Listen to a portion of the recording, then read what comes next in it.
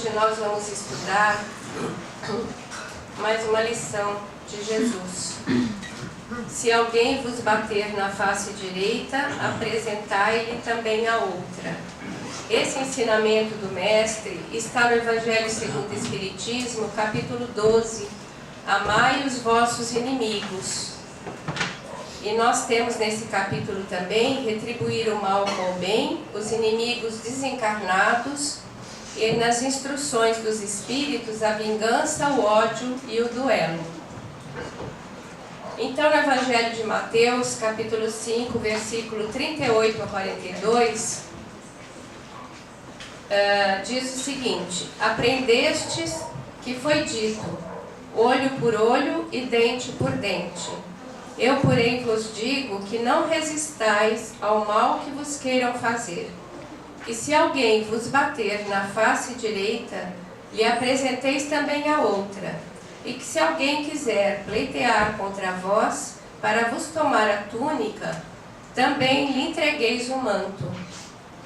E que se alguém vos obrigar a caminhar 1000 passos com ele, caminheis mais 2000.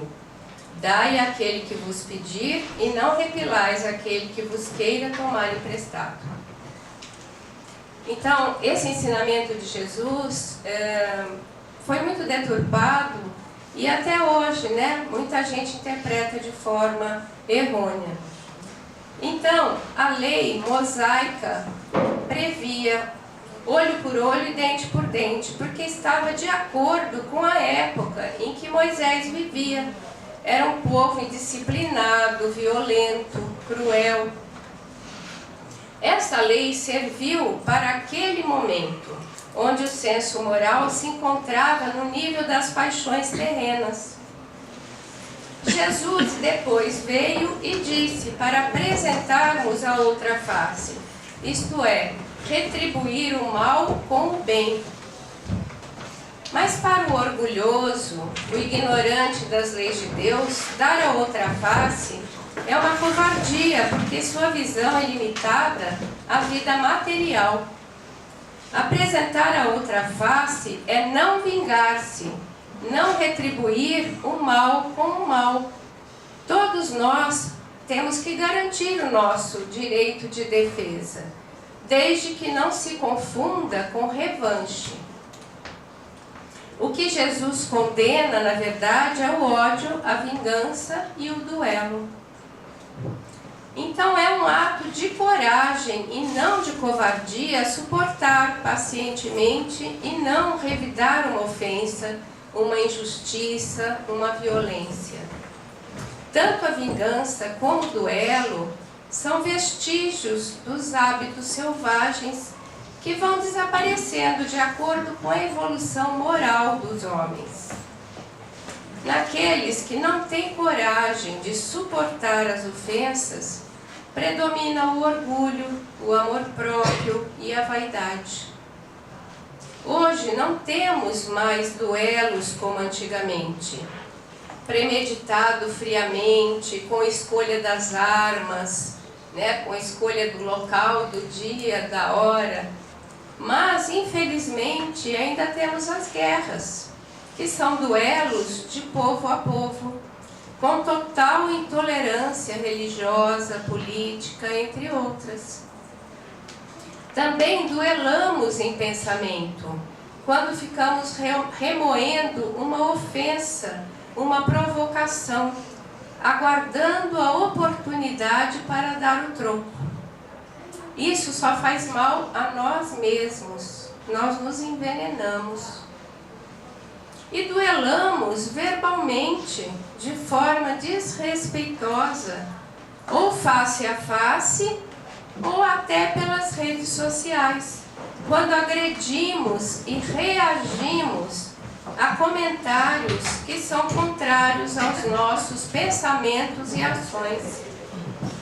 Então, nós temos que lembrar que não somos donos da verdade.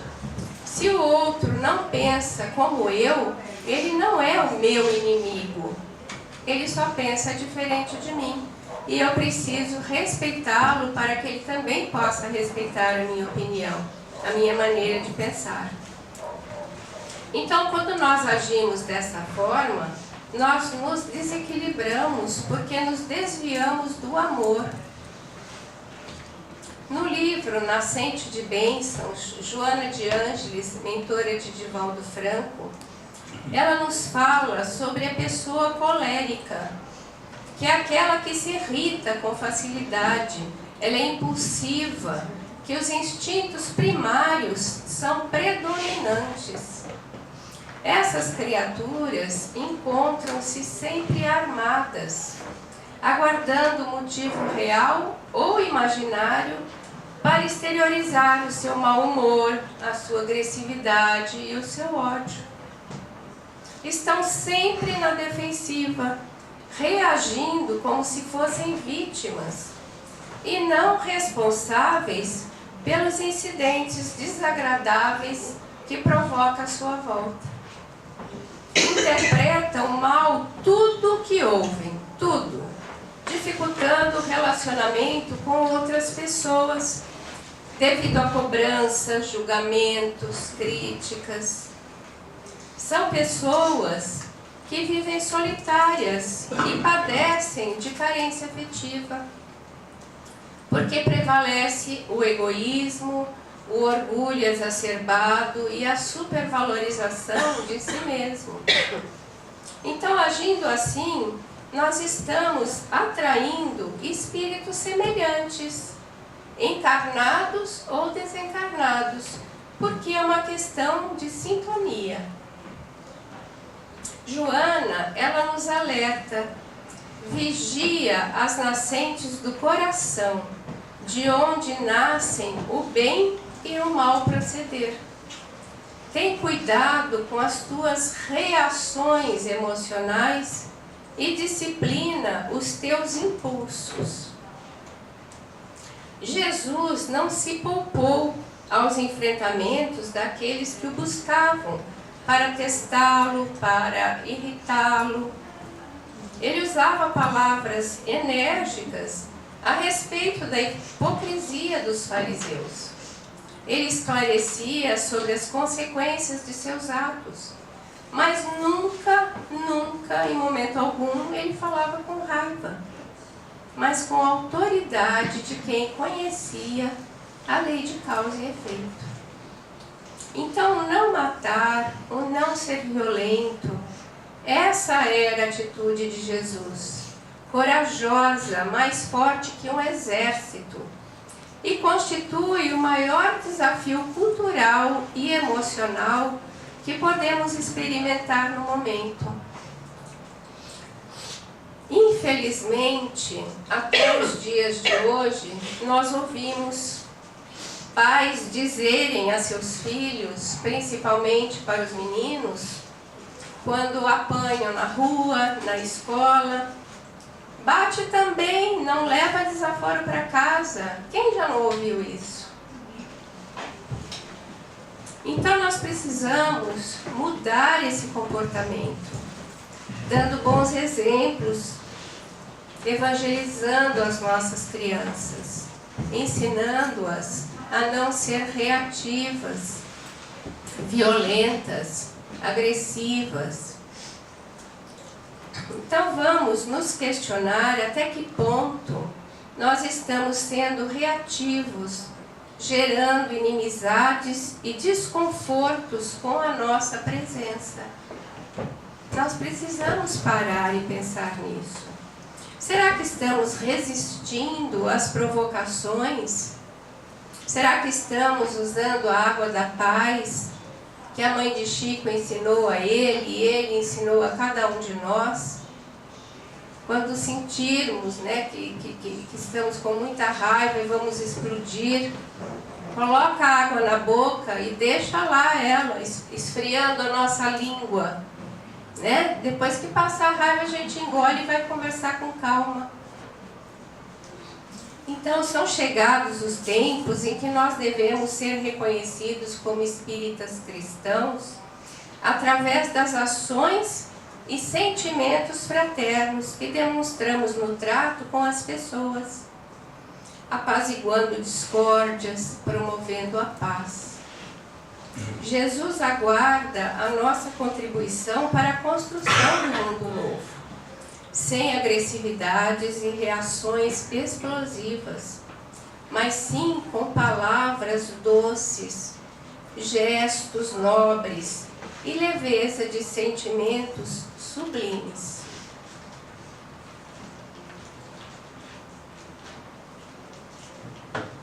No livro Contos desta e de Outra Vida, Irmão X vem nos contar uma história através da psicografia de Chico, que vai bem de encontro ao que nós estamos conversando hoje. Se chama Aprendizes e Adversários.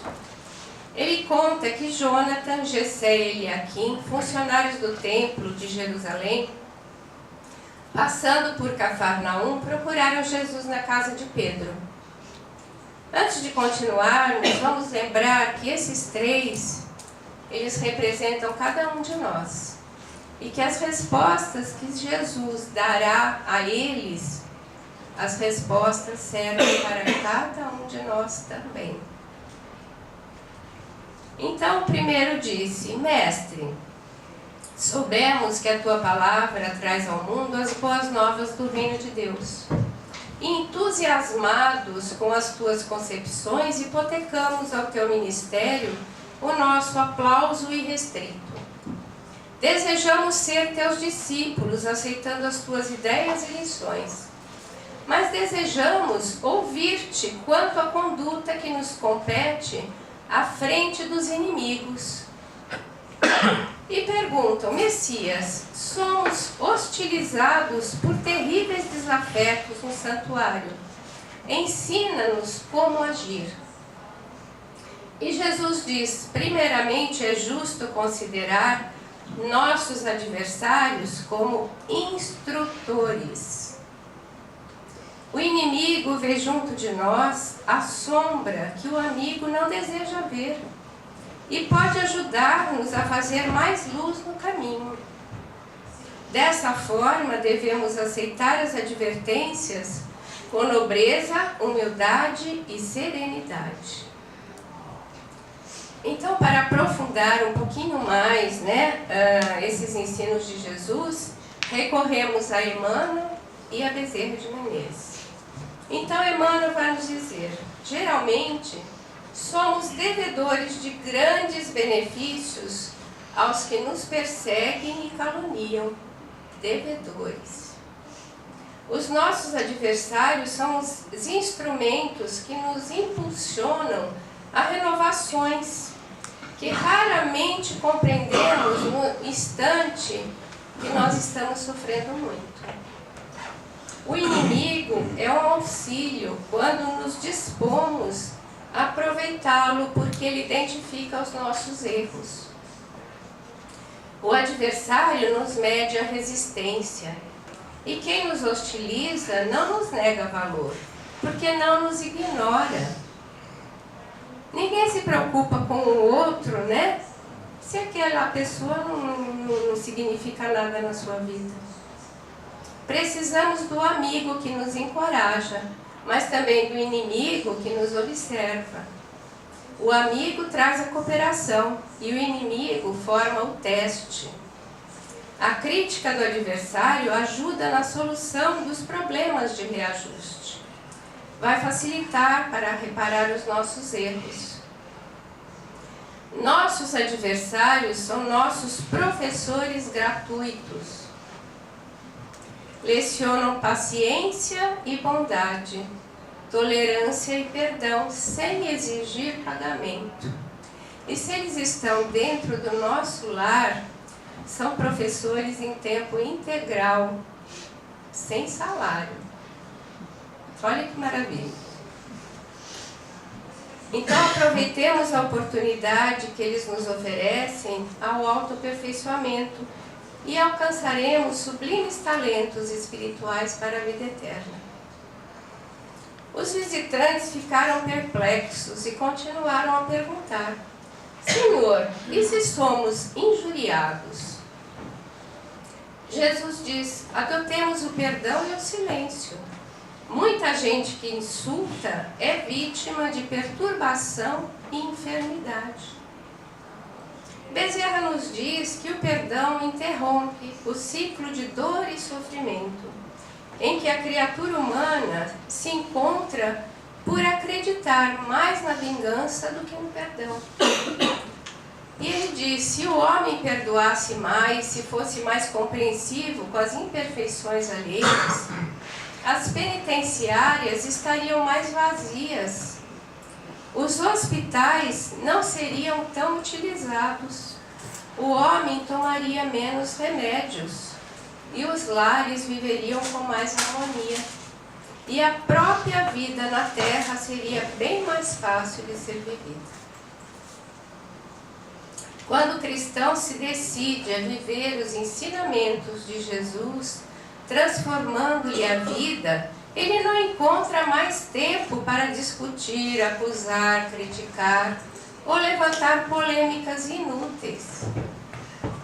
Ele simplesmente arregaça as mangas e se põe a trabalhar em favor do próximo, porque sabe quanto tempo já perdeu com os braços ociosos e com os lábios repletos de queixumes e reclamações. E eles continuam, e se formos perseguidos, Jesus diz, utilizemos a oração em favor daqueles que nos afligem, para que não venhamos a cair no escuro nível da ignorância a que se acolhe. Emmanuel nos fala que o Mestre já nos advertiu, ora por aqueles que nos perseguem ou nos caluniam. Jesus nunca estimulou ninguém ao revide ou à discussão sem proveito. Ele ensina a orar por todos os adversários, dando-nos a entender que eles já carregam consigo bastante sofrimento, sem que precisemos agravar-lhe as dificuldades. Então, os antídotos para o veneno da injúria são a paz do silêncio e o socorro da prece. E eles continuam, mestre, e se nos baterem, esmurrarem, que fazer se a violência nos humilhar? E Jesus diz, ainda assim, a paz íntima deve ser nosso asilo e o amor fraterno a nossa atitude, pois quem agride está louco e merece compaixão. Emmanuel usa dois exemplos maravilhosos. Ele diz que o homem do campo sabe que o animal enfurecido não regressa à naturalidade se tratado com a ira que o possui. A abelha não ataca o apicultor, amigo da brandura e da serenidade. Então, o único recurso para conter um homem desvairado, compelindo-o a reajustar-se dignamente, é conservar-se em posição normal, sem cair no mesmo nível de inferioridade. Então, em qualquer conflito físico, o gesto tem muito mais força do que a palavra. No Conselho do Cristo, não há convite para a fraqueza, mas apelo à superioridade que as pessoas vulgares ainda desconhecem. E eles continuam, Senhor, que resposta oferecer então à maledicência, à calúnia, à perversidade? E Jesus diz, o maledicente guarda consigo o infortúnio de descer à condição do verme, que se alimenta com o lixo do mundo. O caluniador traz no coração largas doses de fel e o veneno que lhe flagelam a vida. E o perverso tem a infelicidade de cair nas armadilhas que tece para os outros. O perdão é a única resposta que merecem, porque são bastante infelizes por si mesmos.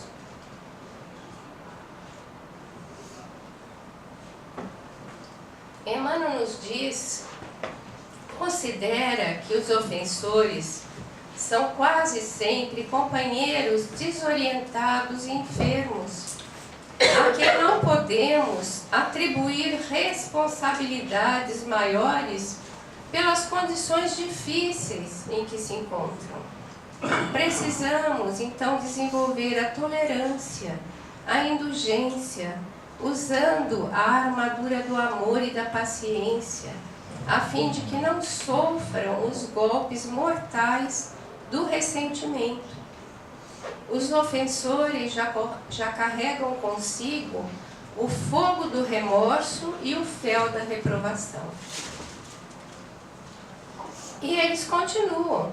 E que reação assumir perante os que perseguem?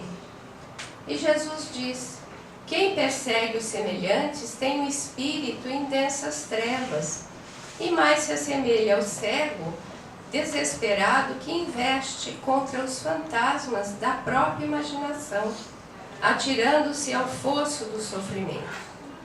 O socorro espiritual é o melhor remédio para os que nos atormentam. Então Bezerra nos diz: nós já sabemos que somente em Deus encontramos o refúgio para as nossas aflições. E o mesmo Deus a quem pedimos socorro também espera o socorro das nossas mãos em favor daqueles que sofrem. Enquanto estivermos secando as lágrimas de alguém que chora mais do que nós, tenhamos a certeza de que Deus enxugará as nossas também. E eles terminam perguntando: e que punição reservar aos que nos ferem o corpo? E Jesus diz: quem golpeia pela espada será golpeado, até que reine o amor puro na terra. Quem se rende às sugestões do crime é um doente perigoso que devemos corrigir com a reclusão e com o tratamento indispensável. O sangue não apaga o sangue e o mal não retifica o mal. E terminou ensinando: é imperioso saibamos amar e educar os semelhantes com a força de nossas convicções e conhecimentos, a fim de que o reino de Deus se estenda no mundo. As boas novas de salvação esperam que o santo ampare o pecador, que o são ajude o enfermo e que a vítima auxilie o verdugo. Para isso é imprescindível que o perdão incondicional, com esquecimento de todas as ofensas, assegure a paz e a renovação de tudo. Bezerra nos diz que é preciso que alguém interrompa o ciclo de ódio e desamor através do perdão. Não façamos justiça com as nossas próprias mãos. Deixemos que a justiça cósmica atue em relação aos nossos adversários.